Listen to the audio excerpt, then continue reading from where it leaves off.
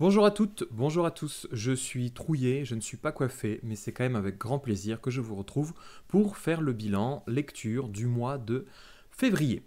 Février, mois qui s'est relativement bien passé, j'ai l'impression que j'ai repris mes bonnes vieilles habitudes et j'ai réussi à faire quand même plus de lectures que ce que j'avais prévu et même des lectures assez inédites, dirons-nous, par rapport à mes plans de base. Je vous parle de tout ça tout de suite après un incroyable générique et on se retrouve après pour faire le bilan de ce mois extraordinaire et inédit. A tout de suite.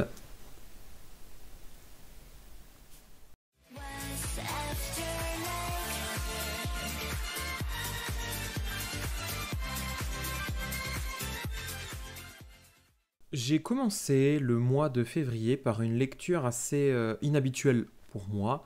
J'ai un ami avec qui je lis régulièrement des livres en commun et souvent c'est moi qui fais les suggestions et donc on lit essentiellement de la fantaisie. Cette fois-ci, il a dit oh ben j'aimerais bien qu'on change un petit peu. Et moi j'étais ouais, ok, pourquoi pas.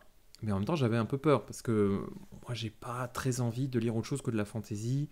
Et lui, qu'est-ce qu'il me dit? Oh ben, on devrait lire le dernier prix Goncourt.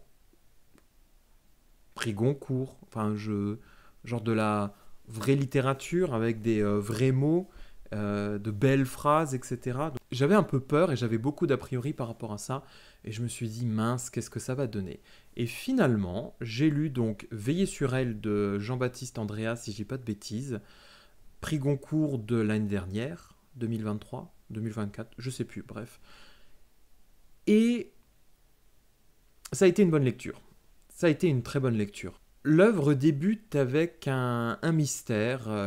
On est sur le quasiment sur le lit de mort, enfin sur le lit de mort. On arrive au lit de mort. C'est quoi l'expression? Bref, on est au chevet d'une personne qui va mourir et qui profite de ses derniers instants pour parler justement de ce qu'elle a vécu, de sa vie d'avant. Cette personne, c'est un sculpteur de talent, reconnu, de renom, qui souffre de nanisme aussi, et qui a passé quasiment le reste de sa vie cloîtré dans, je ne sais plus si c'est un couvent ou quoi que ce soit. Il profite de cet instant-là pour révéler sa vie et essayer de nous expliquer le secret autour d'une statue qui semble perturber celles et ceux qui la voient. Bon, on retourne dans son passé pour découvrir sa vie et tous les éléments qui l'ont marqué, qui l'ont forgé et qui ont fait ce qu'il était.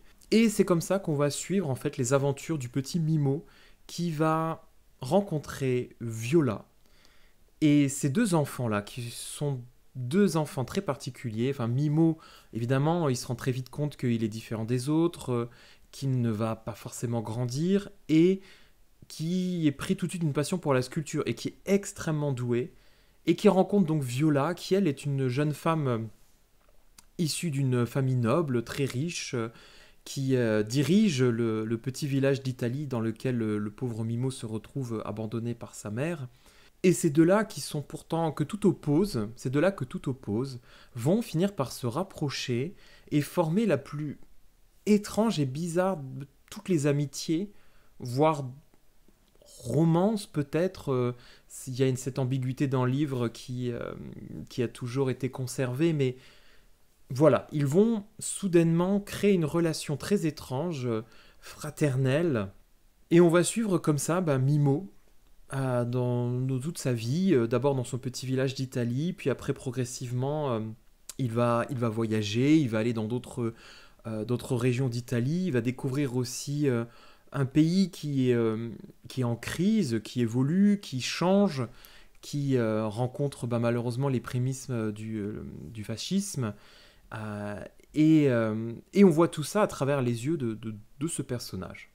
Cette œuvre m'a énormément plu et m'a surpris parce que moi j'avais très peur d'avoir un texte complexe et difficile et en réalité c'est tout l'opposé.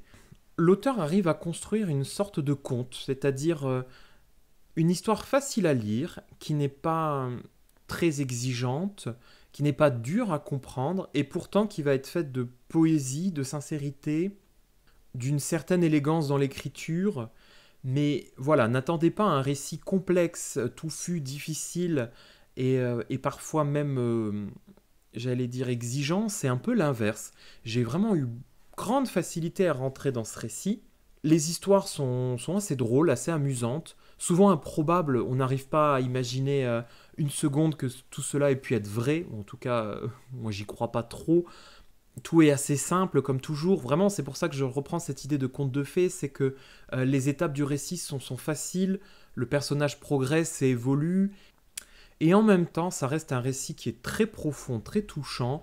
J'ai eu mes petites larmes à différents endroits du texte, hein, je ne vous le dis pas évidemment, mais j'ai trouvé que c'était quand même un très beau texte, avec beaucoup d'humour. Honnêtement, j'ai beaucoup rigolé, je me suis beaucoup amusé. Dès le début, de toute façon, le ton est donné. À la naissance du fameux Mimo, la mère dit ah ben cet enfant, il va devenir un sculpteur, hein, il a des mains pour faire de la sculpture. Et le père lui dit, oui, mais n'importe quoi, pour réussir dans la sculpture, il faudrait s'appeler Michelangelo. Et la mère, elle dit, ah bah ok, on va l'appeler Michelangelo. Et c'est le véritable nom du fameux personnage principal, qui ne s'appelle pas réellement Mimo, mais normalement il s'appelle Michelangelo. Et j'ai trouvé ça très drôle, plein d'humour, toujours, beaucoup d'ironie. C'est un récit que j'ai trouvé drôle, touchant, amusant, facile à lire, agréable, vraiment à l'opposé de tout ce que j'avais en tête. Donc si j'ai un seul conseil à vous donner, donnez une chance à Veiller sur elle. C'est un très beau texte. Voilà. J'ai passé un bon moment, rapide à lire. Il fait, le livre fait à peu près 500 pages, mais honnêtement, c'est pas très long. Ça se lit vraiment très bien.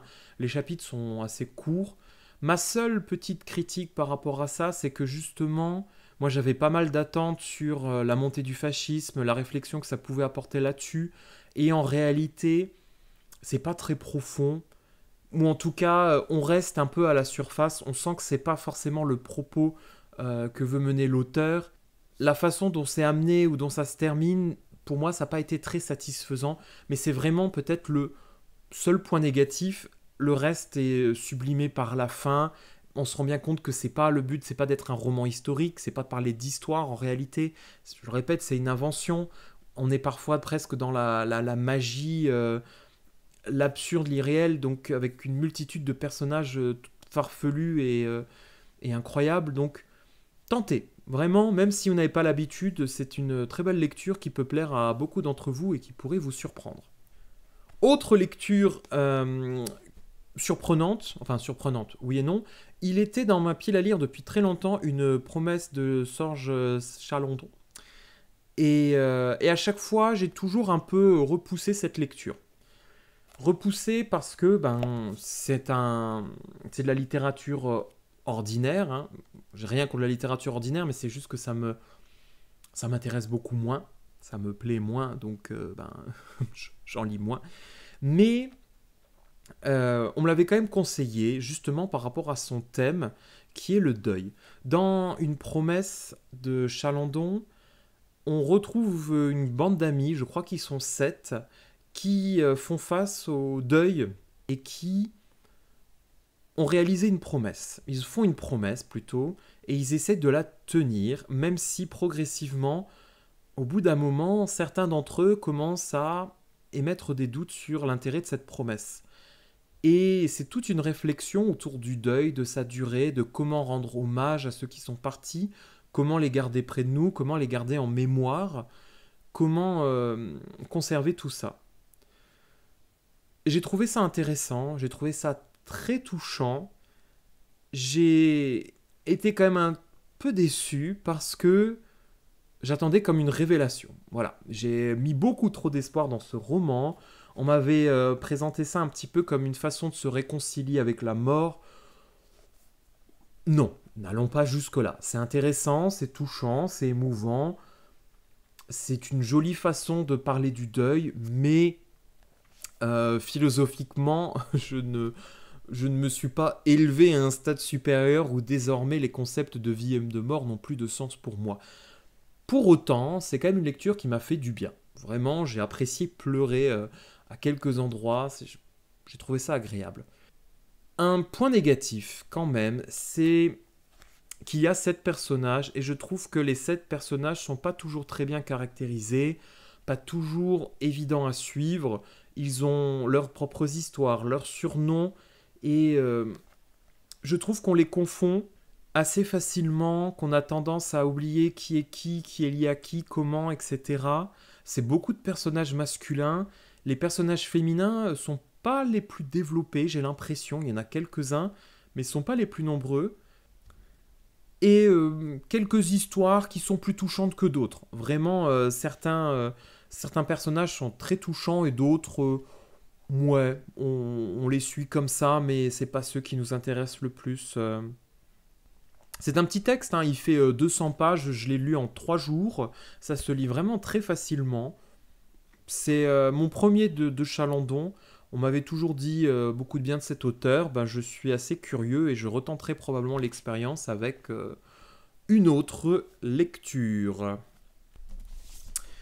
Attaquons la suite de Celle qui devint le soleil, puisque j'ai lu Celui qui noya le monde. On poursuit la fabuleuse histoire racontée par Shelley Parker Chan, le destin de Zhu Shangba, devenu Zhu Yuanzhang, qui décide de voler la destinée de son frère, de devenir un garçon et de lui prendre son destin. Donc de devenir tout simplement celui qui va diriger la Chine, qui n'est pas encore véritablement la Chine, mais qui le deviendra grâce à la fameuse dynastie que Zhou est censé fonder. Donc on est toujours dans la même lignée que le premier tome, c'est-à-dire une héroïne perdue entre deux identités qui cherche à prendre la tête de la Chine à l'aide de son armée. C'est assez perturbant parce que là je ne l'ai pas lu, mais je vois le résumé derrière du premier tome pour donner envie. Et la vache, c'est super super long. Nanana, blablabla. Ouais. On retrouve donc les personnages du premier tome, mais dans des situations complètement différentes. J'avais aimé le premier tome, j'avais trouvé intéressant, j'avais beaucoup aimé la façon dont l'autrice cherche à construire cette histoire qui se veut réinventer à travers des personnages LGBT, à travers une réflexion sur le genre et avec une forme de poésie. J'avais trouvé ça un petit peu dommage que parfois le récit semblait un peu trop simple et pas justement en adéquation avec les sujets abordés. Des sujets qui se veulent justement complexes et durs, et à côté de ça, on avait souvent des résolutions un peu faciles. Pour un récit qui veut parler de guerre, je trouvais que c'était parfois un peu trop facile de gagner une bataille.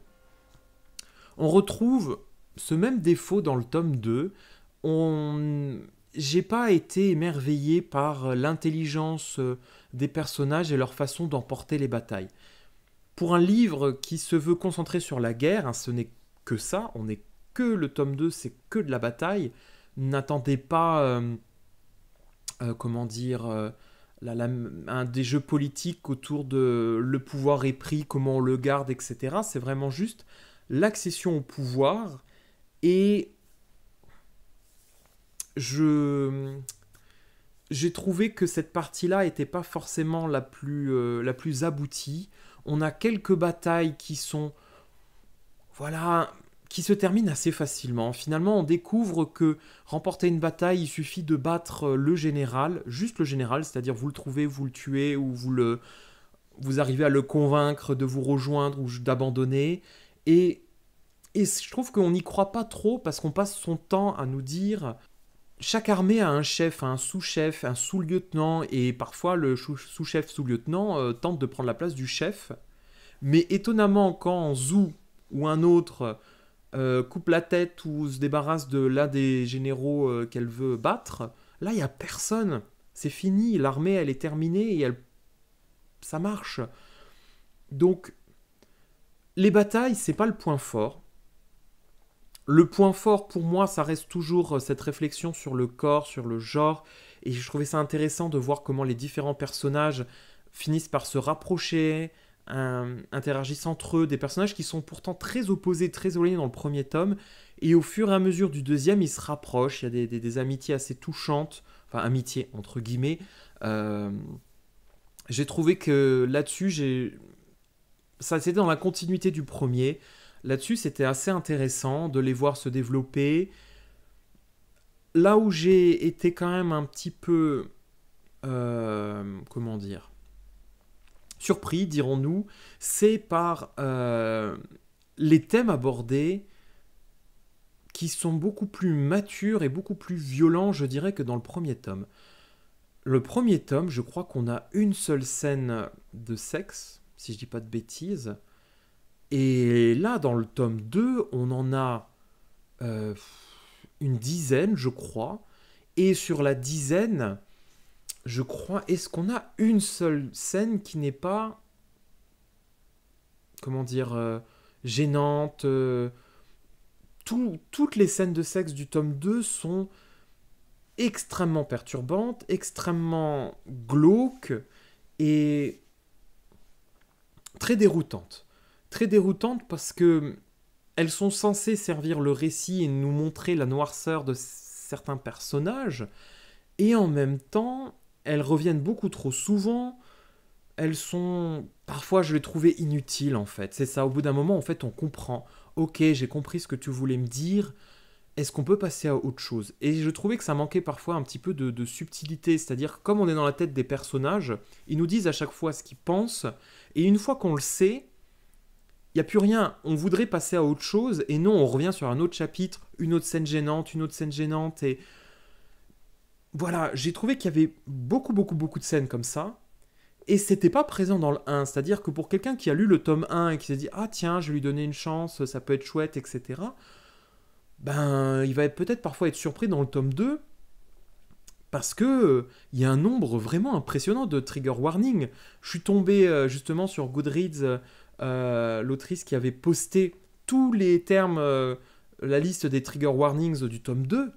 Waouh, il y en avait, je vous dis, une dizaine, hein, vraiment. Euh, j'ai je sais pas, j'ai pas très bien compris. Je trouve que là-dessus, il y a une rupture sur le ton entre le tome 1 et le tome 2.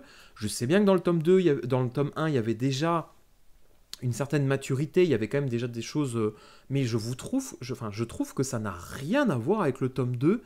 Et ces scènes-là, j'étais souvent un peu, je sais pas, je comprenais pas trop l'intérêt, pourquoi on revenait là-dessus. Le personnage de Ma, le personnage féminin qui est censé être la fiancée, la femme même de Zhu, qui ne sert à rien, si ce n'est dans la dernière partie où elle a un rôle affreux. Je trouvais là aussi que on perd un peu la réflexion autour de ce qu'on est prêt à faire pour obtenir le trône. Dans le premier tome, il y avait cette question-là, et régulièrement, le personnage principal était interrogé là-dessus, où on le confrontait sur ce qu'il fait, parce que il fait des choses horribles. Enfin, Zhu passe son temps à commettre des crimes ou à laisser les autres agir à sa place pour faire des choses terrifiantes, voire les oblige à se sacrifier. Et là, dans le tome 2, j'ai l'impression que tout est toujours évacué par «Oui, mais toi, tu vas rendre le monde meilleur. Ok, on va faire des choses horribles, mais tu vas rendre le monde meilleur.» Et je trouvais que c'était un peu facile. Là encore, j'ai trouvé que ça ça n'aboutissait à rien. C'est-à-dire que tous mes développements que je trouvais intéressants, le personnage de Hu Yang, qui est mon personnage préféré, je trouvais que finalement, on se dit mais à quoi ça sert? Pour moi, c'est un récit qui est maîtrisé du point de vue de la réflexion sur le corps et le genre, où là, une fois de plus, je trouvais qu'il y avait quand même des réflexions intéressantes. Mais l'histoire a du mal, en fait, à soutenir tout cela et à rendre le texte vraiment plaisant. Pour autant, j'ai quand même passé un bon moment. J'ai passé un bon moment. Honnêtement, je l'ai lu assez rapidement, je l'ai lu assez vite. J'ai été un peu emballé par certains trucs, certains rebondissements, j'ai trouvé ça chouette. Il y a plein de défauts, et j'ai quand même aimé. C'est un peu étonnant, je sais pas trop pourquoi, je pourrais pas trop l'expliquer, peut-être parce que justement, c'est des thèmes qui m'ont touché, où j'ai trouvé que j'arrivais à comprendre les personnages et à me projeter en eux, même si c'était quand même quelque chose. C'était vraiment une drôle d'expérience et je sais pas trop à qui conseiller ça en fait. Je sais pas, j'aimerais bien savoir en fait si vous avez lu le tome 1, le tome 2, ce que vous en avez pensé, quel est votre avis là-dessus. Je suis surpris, voilà, par l'évolution de ce livre et je perds mes mots, je ne sais plus trop quoi en dire, je vois que le temps est beaucoup passé, donc je vais quasiment m'arrêter de parler de ça. Conclusion, trois lectures intéressantes, dirons-nous. J'ai déjà commencé mes nouveaux titres, je ne vous en dis pas plus. Je suis quasiment à la fin du tome 12 de La Roue du Temps, je n'en parle pas non plus, mais j'ai plein de choses intéressantes à dire, mais j'attends d'avoir fini le tome pour vraiment trancher là-dessus. Je vais vous abandonner, vous laisser, vous remercier si vous m'avez écouté jusqu'au bout et si vous ne l'avez pas fait, c'est pas grave du tout. Comme toujours, n'hésitez pas dans les commentaires à me dire ce que vous en avez pensé de ces différentes lectures si vous les avez lues. D'autres lectures que j'ai pu conseiller sur d'autres vidéos, n'hésitez pas à m'en parler là encore, là en dessous, parce que quand vous le faites, je suis toujours très content. Je passe mon temps à dire que je suis toujours très content quand vous faites quelque chose. Ben voilà, c'est pas grave, faites-le. Mais voilà, n'hésitez pas, parlez, échangez. Moi, je suis toujours le premier à répondre. J'adore ça. Je vous laisse tranquille. Je vous souhaite une très bonne journée. Amusez-vous bien. Bonne lecture. Au revoir tout le monde. Bon lundi.